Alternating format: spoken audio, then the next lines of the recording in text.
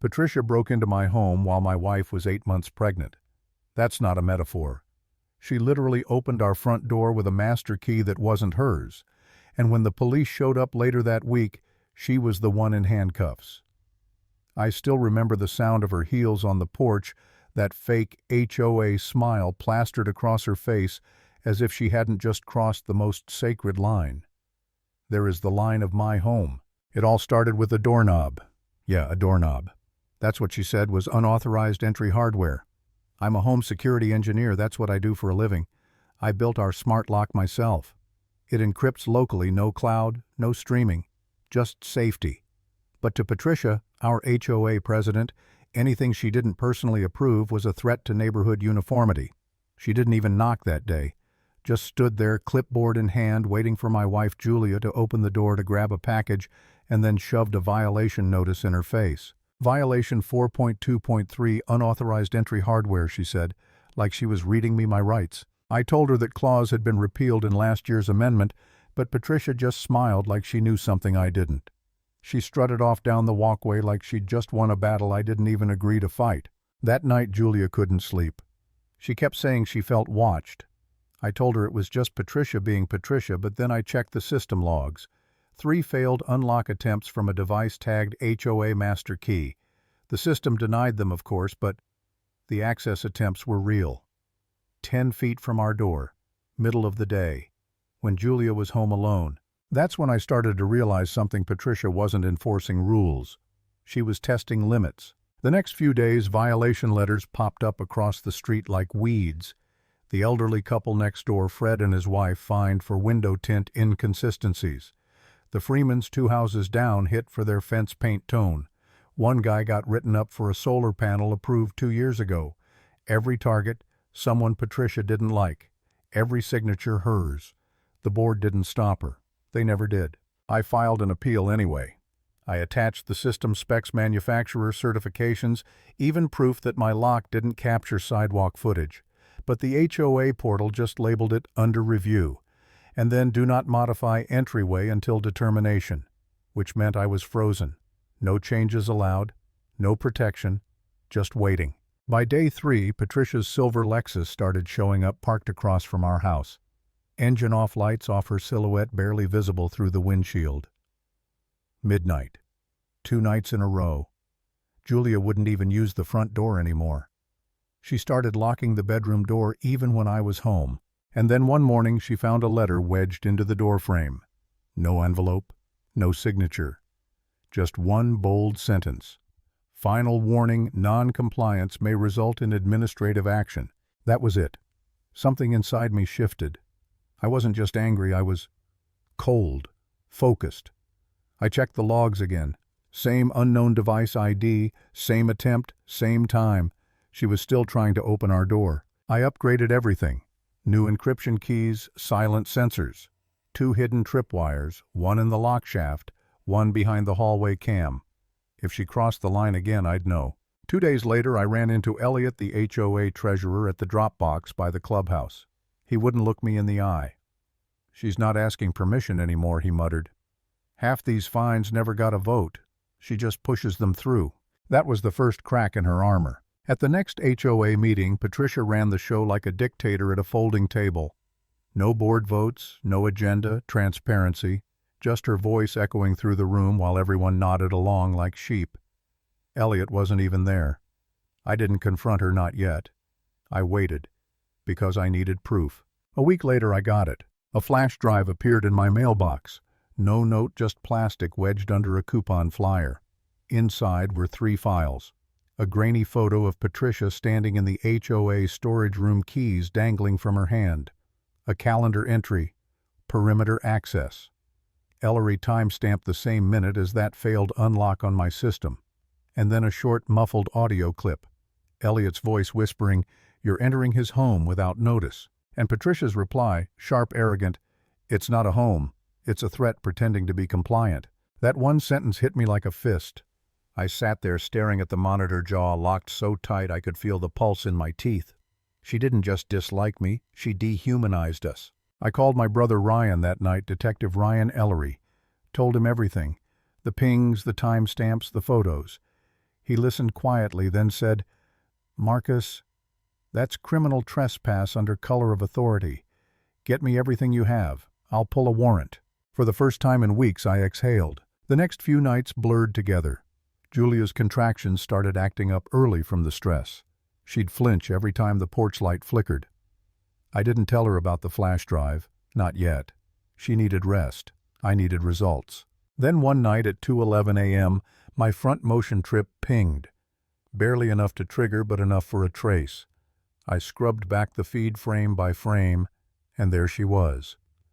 Patricia, standing in the shadows near our porch, leaning in toward the window of the nursery.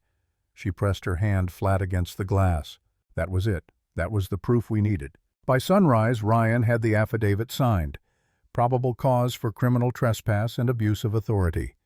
The warrant was scheduled for Friday morning. That day I tore the nursery door off its hinges, installed a hidden pressure sensor in the joint, silent ping directly to Ryan's phone if anyone forced it. Julia watched from the glider chair, one hand resting on her belly. She didn't ask what I was doing. She knew. Thursday night, Patricia came back again, flashlight in hand, moving along the siding, her palm gliding across the wood like she owned it.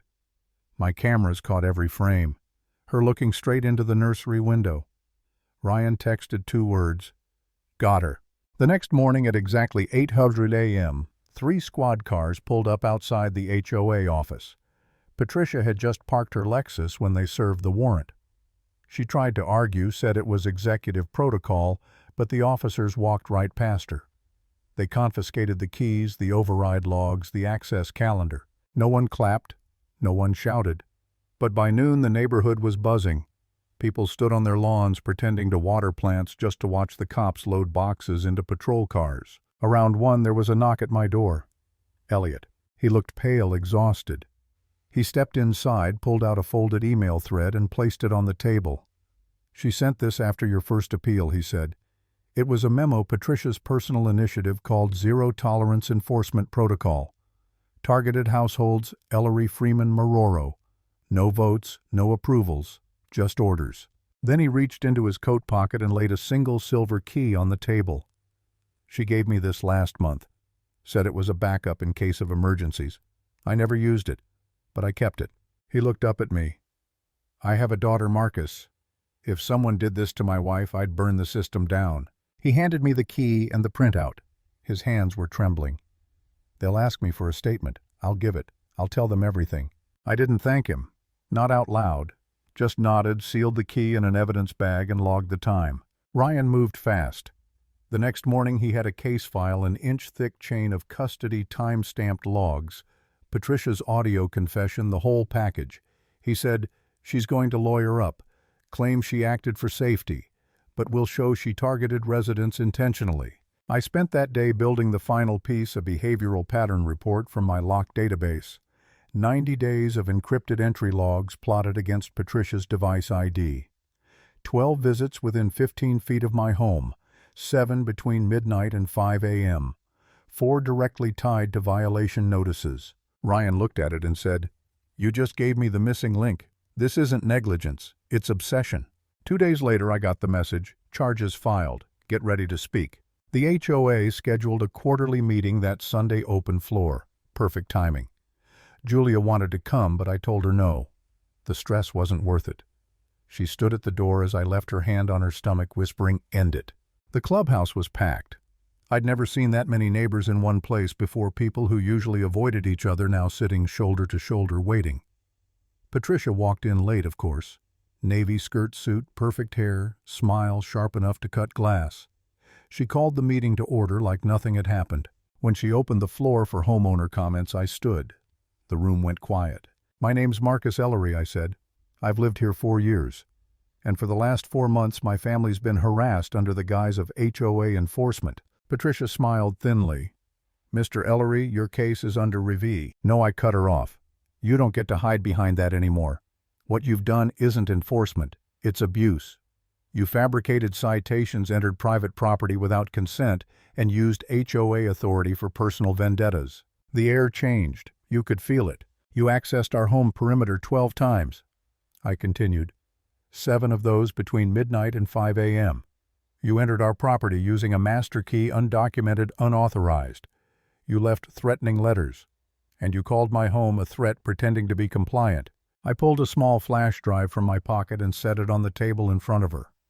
This contains logs from my system, camera footage, motion pings, your voice, your timestamps, your intent. Patricia's face went pale. She tried to speak. These are unverified claims. They've already been submitted to law enforcement, I said. The warrant executed Friday was legal. Detective Ryan Ellery, my brother, oversaw it. Your keys were seized. Your override logs are in evidence. This drive is for the community for transparency.